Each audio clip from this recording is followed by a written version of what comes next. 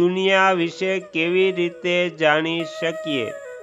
શું આપણે ક્યારે આ જીવનકાળમાં જાણી શકીશું કે આપણે કોણ છીએ, ક્યાંથી આવ્યા છીએ, એ દુનિયા કેવી છે અને ત્યાં કોણ રહે છે?